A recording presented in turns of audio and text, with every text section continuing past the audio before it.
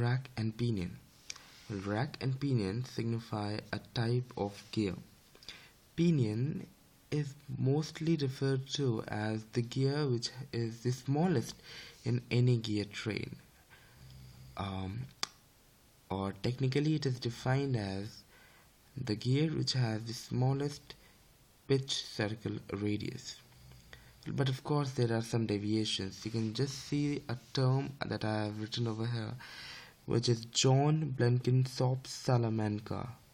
You can just check it out because it has some deviation from the definition of pinion that I have just told you.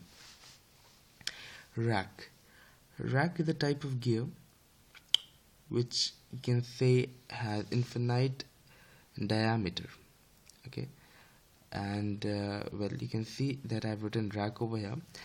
This is a straight line, and we know that the radius of a straight line is infinity. So a rack actually signifies a type of gear which you can say has its teeth profiles made on a straight line, or in simple words in layman language you can say that rack is a sort of gear which is a straight gear.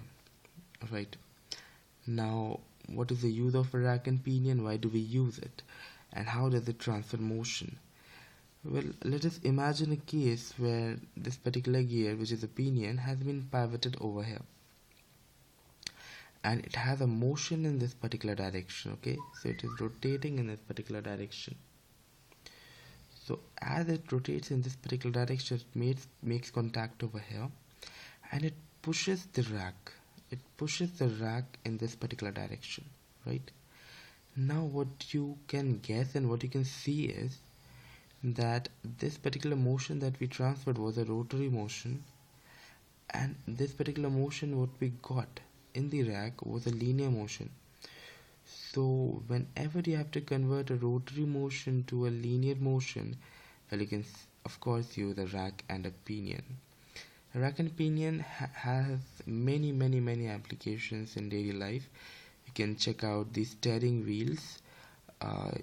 Some models of steering wheels used rack and pinion, but because of more wear and tear they were actually removed, but still you can check them out. Thank you so much.